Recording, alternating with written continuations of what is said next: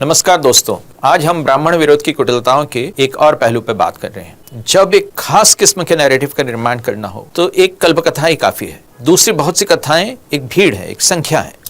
उनसे कुछ चतुरों को कोई मतलब नहीं। उनकी रुचि अपना सांख्य दर्शन तैयार करने में है, सांख्यिकी तैयार करने में नहीं। इसलिए एक का उदाहरण जो है त्रासदी हो जाता है, लेकिन ज्यादा का उदाहरण सिर्फ एक आंकड़ा बनकर रह जाता है। मैं आपको शंबुक वध की कथा का उदाहरण देता हूं, जिसको लेकर इतना शोर मचाया गया। बार बार बोलो, हजार बार बोलो। कोई बुद्ध संघ प्रेमी राम राज्य बनाम शंबुक वध लिखते हैं, पुस्तक है। कोई जननाट्य मंच के ब्रजेश शंबुक वध लिखते हैं। कोई डॉक्टर शरद अग्रवाल शंबुक वध पुस्तक लिखते हैं।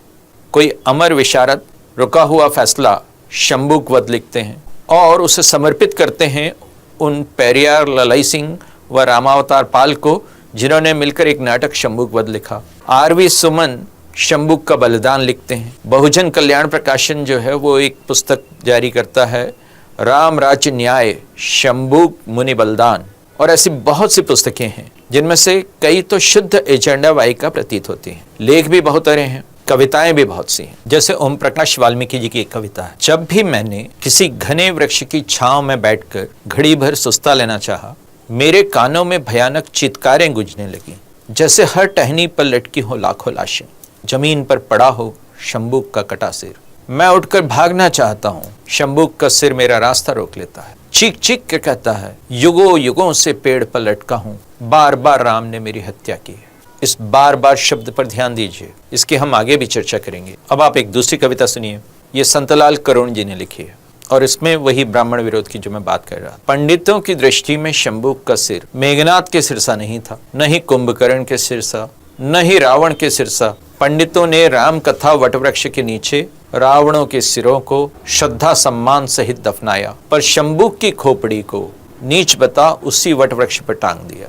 तपोवृद्ध ऋषि सत्याग्रही कोप भाजन पंडितों का बन गया। संवेदना सिर्फ रामों की पीड़ा समझती, लेखनी उपनयन में थी बंधी, नहीं तो शंबुक सिर हतभाग्य भी सिद्ध होता तपोगति गौरव अमर्त्य। रक्त रंजित जा गिरा उत्तरा पथ में, अंत श्रद्धा का भी न प्रारब्ध पाया, युग विदाता पंडितों के नीति बल से राम कथा वृक्ष पर टांगा गया।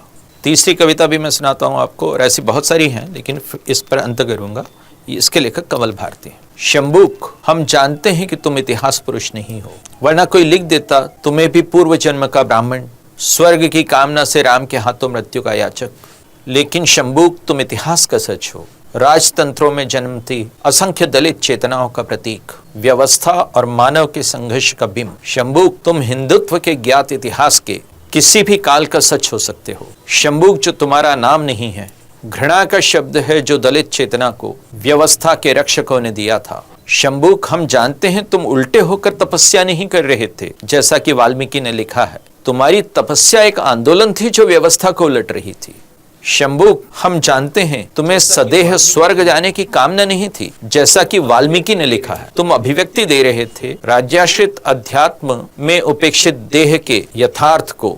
शंबुक, तुम्हें मालूम नहीं, तुम्हारे वध पर देवताओं ने पुष्प वर्षा की थी, कहा था बहुत ठीक बहुत ठीक, क्योंकि तुम्हारी हत्या दलित चेतना की हत्या थी, स्वतंत्रता समानता न्याय बोध की हत्या थी। किंतु शंबुक, तुम आज भी सच हो, आज भी दे रहे हो शहादत सामाजिक परिवर्तन के यज्ञ में। और ये तो कविताएं हैं, इसके अलावा बहुत सा पैम्फलेट लिटरेचर है जो इस तरह से लिखा गया है, और उसमें ब्राह्मणवाद को ही नहीं, जैसा कि हमने इन कविताओं में भी देखा, पूरे हिंदुत्व को भी जो है इसी तरह से गरियाया गया है। और ये कथा जो है नवयुग के विमर्श विशेष की धुरी कथा है। यह इस सिद्धांत पर आधारित है कि किसी चीज को बार बार दोहराओ, उसे इन्फ्लेट करो और तब तक दोहराते रहो जब तक कि वह स्वयं सत्य की तरह स्थापित न हो जाए। सिर्फ गोएबल्स का ही सिद्धांत नहीं था ये, अर्ल नाइटिंगेल का मानना भी कुछ ऐसा ही था। Whatever we plant in our subconscious mind and nourish with repetition and emotion will one day become a reality। तो इन कविताओं में आपने देखा कि इमोशन भी है और रिपीटिशन तो है ही। इस तरह से नैरेटिव को स्थापित किया जाता है। स्थापित करने के फायदे होते हैं, एक तो जिनसे आप चिढ़ते हो उनकी आस्था में दरारें पैदा होती हैं, और दूसरी ओर अपने कोष्ठक को वे जन्माधारित विशेषाधिकार दिलाए जा सकते हैं जो मानवता के इतिहास और भूगोल के संपूर्ण विस्तार में कभी देखने नहीं मिले। यानी एक शंबुक की क्षतिपूर्ति आज पैदा हुए वे करोड़ों नवयुवक करते चलें जिन्हें वो कथा भी पता नहीं, और इस तरह से एक उलट अटोनमेंट हो, यानी एडम के मूल पाप का मानव मात्र में पीढ़ी दर पीड़ित अंतरित होना जैसे जीसस ने अपने ऊपर ले लिया और पूरी मनुष्यता को उन्मोचित कर दिया, वैसे ईश्वर के मूल पाप का वहन, इस शंबुक वध के मूल पाप का वहन आगे आने वाली सारी पीढ़ियां करती रहे। यानी उनका अशिक्षित एडम और इनके अल्पकाल विद्या सब पाई वाले राम, तो परिणाम ये कि आज के नवयुवक ईश्वर के अवतार के रिडेम्पशन की उजरतें अदा कर रहे हैं। ऐसे नैरेटिव्स का एप्रोप्रिएशन होता है हमारे यहाँ। और जबकि मुझे आश्चर्य ये है कि रामायण के उत्तरकांड अवतार एक बराबर सीमित वर्णन भी है, वो भी उसके केवल एक वर्षन में है। यानी पश्चिमोत्तरीय रामायण में नहीं है, गौड़ीय रामायण में नहीं है, पूर्वोत्तरीय रामायण में नहीं है, सिर्फ दाक्षिणात्य रामायण में इसका उल्लेख आता है। और आश्चर्य नहीं कि दक्षिण में सत्ता के अभिनिवेश के लिए इस कथा का जमकर विनियोग भी किया गया, उपयोग भी किया गया। मैं जो पहले पुस्तकें गिना रहा था और जो कविताएं सुना रहा था, उनका ऑडियंस उत्तर भारत का हिंदी बेल्ट है। यानी दक्षिण में इस कथा के सहारे ब्राह्मण विरोध का और उनके संहार का जो व्रत सफलतापूर्वक रचा गया था चल रही है। अब उसी स्ट्रेटेजी को उत्तर भारत में अपनाने की चाल चली जा रही है।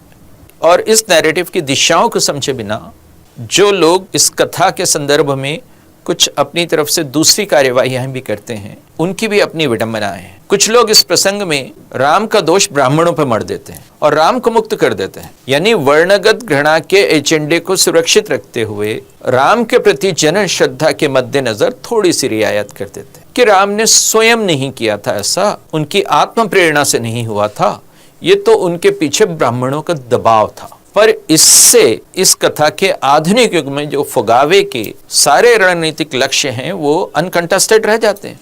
विष उतरता नहीं है और चढ़ जाता है। एक सज्जन जो स्वयं ब्राह्मण हैं, उन्होंने शंबुक वध पर एक पुस्तक लिखी और उसमें वो ऐसे ही कुछ करते हैं जहां पर शंबुक के पिता की हत्या भी ब्राह्मणों के द्वारा कारित बता देते हैं। वाल्मीकि उल्लेख करें न करें, जैसा कि हम कंवल भारती की कविता में देख रहे थे कि वाल्मीकि के उल्लेख से भिन्न जाकर वो अपने अर्थ निकाल रहे थे। सबको अपनी अपनी कल्पनाओं की छूट है और भारत राज्य सो रहा।